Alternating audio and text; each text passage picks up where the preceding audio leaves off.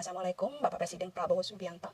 Perkenalkan, nama saya Rina Astuti. Saya tinggal di Provinsi Jambi, berdomisili di Desa Kecil Rimbo Bujang. Khususnya saya di sini mewakili seorang emak-emak, rakyat biasa, rakyat jelata, dengan penghasilan menengah ke bawah ya Pak, bukan menengah ke atas, menengah ke bawah. Nah, yang saya nggak setuju itu Pak, peraturan Bapak yang itu loh, mengambil tanah yang 2 tahun dianggurin Bapak tarik itu untuk kas negara. Itu saya nggak setuju Pak. Saya mewakili rakyat jelata biasa ya Pak ya. Nggak setuju gimana ya Pak? Saya seorang ibu dan saya itu memimpikan memiliki rumah, nggak usah besar-besar Pak, kecil. Kita punya tanah itu sepetak gitu ya Pak ya, bisa 12 kali 15 atau 12 kali 10. Nah, di situ loh Pak, kita menabung itu selama 5 tahun biar kebeli itu tanah gitu. Otomatis tetap kita anggurin, karena apa? Kita menabung 5 tahun 6 tahun buat membeli itu sepetak tanah, buat nanti bakal dibikin rumah gitu ya Pak ya. Nah, yang mana bahwasanya kita itu kaum mendang-mending ke bawah ya Pak ya, otomatis kita anggurin itu tanah gitu. Nanti 3 tahun 4 tahun yang akan datang baru kita susun rencana buat bikin rumah.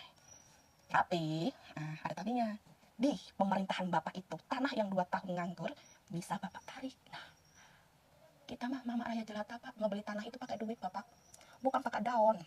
Kita ngumpulin duit itu hasil kerja laki, hasil kerja bini selama 5 tahun, ngebeli itu sepetak tanah ukuran 15 kali 12 meter persegi. Itu bakal rumah. Itu rumah gak besar kok Pak, rumah kecil tetap Pak, rumah kecil.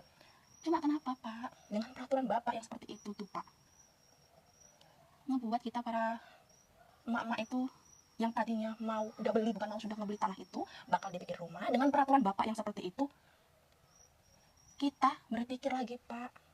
Dari kalau dipikir yang nggak masuk akal loh Pak, itu kita tanah beli, kita nabung 5 tahun gitu.